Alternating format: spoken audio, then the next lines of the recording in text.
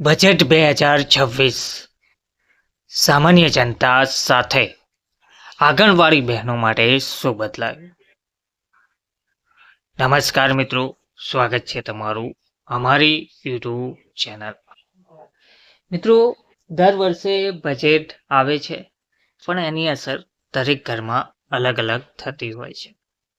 કોઈ માટે ટેક્સ, કોઈ માટે રોજગાર અને કોઈ માટે જીવનભરની મહેનતનું મૂલ્ય. બજેટ 2026માં મધ્યમ વર્ગ, યુવાનો, મહિલાઓ, બાળકો અને ખાસ કરીને આંગણવાડી બહેનો જે મોટી આશા રાખીને બેઠા હતા તેમના માટે શું સંકેત મળ્યો છે. આજના આ વિડીયોમાં આપણે વાત કરીશું સત્ય સાથે, પુરાવા સાથે. તો વિડીયોના અંત સુધી બન્યા રહેજો. બજેટ 2026નો મોટો પરિપ્રેક્ષ્ય. બજેટ 2026માં સરકારે આર્થિક સ્થિરતા પર ભાર મૂક્યો છે.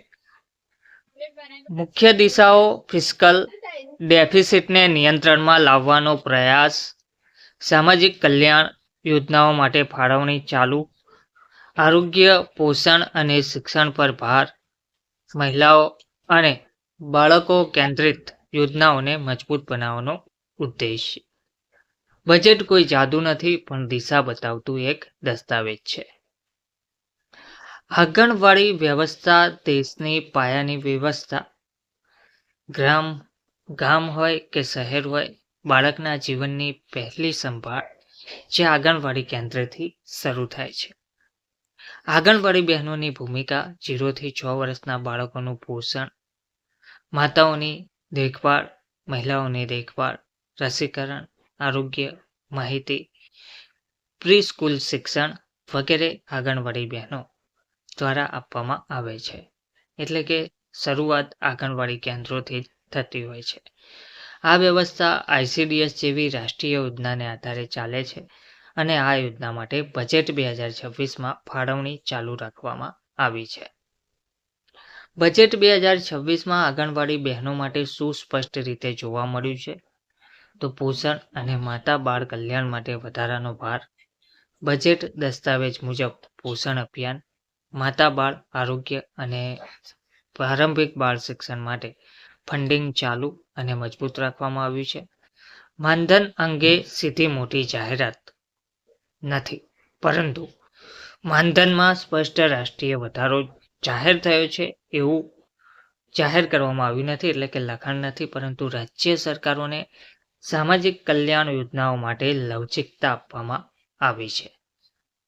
તેનો અર્થ ડિજિટલ અને ટ્રેનિંગ સપોર્ટ. આંગણવાડી સેવાઓને ડિજિટલ રીતે મજબૂત બનાવવાની પહેલ ચાલુ રાખવાની વાત છે, જેમાં એપ આધારિત રેકોર્ડ, ટ્રેનિંગ અને મોનિટરિંગ આવે છે. સામાજિક સુરક્ષા પર ભાર. મહિલા કર્મચારીઓ માટે વીમા, આરોગ્ય અને સુરક્ષા યોજનાઓને મજબૂત બનાવવાની દિશા દર્શાવવામાં આવી છે. હવે હકીકત અને અપેક્ષાની સાચી વાત કરીએ તો આંગણવાડી બહેનો માટે બજેટ 2026 કોઈ ક્રાંતિકારી જાહેરાત નથી, પણ એટલું ચોક્કસ છે કે તેમની કામગીરીને અવગણવામાં આવી નથી. હજી શું જરૂરી છે? તો માનધનમાં સ્પષ્ટ વધારો કરવામાં આવે, કાયમી કર્મચારી દરજ્જો અંગે નિર્ણય લેવામાં આવે, પેન્શન અને સુરક્ષા કાયદેસર રીતે કરવામાં આવે. તો મિત્રો, બજેટ કાગળ પર લખાય છે, પણ દેશ આંગણવાડી બહેનોના ખભા પર ચાલે છે. જો આ બહેનો મજબૂત થશે તો ભારતનું ભવિષ્ય મજબૂત થશે. જો તમને આ માહિતી ઉપયોગી લાગી હોય તો વિડીયોને લાઈક જરૂરથી કરજો, વધુને વધુ શેર કરજો અને આવી જ ઉપયોગી માહિતી માટે ચેનલને સબસ્ક્રાઈબ કરજો. આંગણવાડી બહેનો દેશનો આધાર છે. ધન્યવાદ.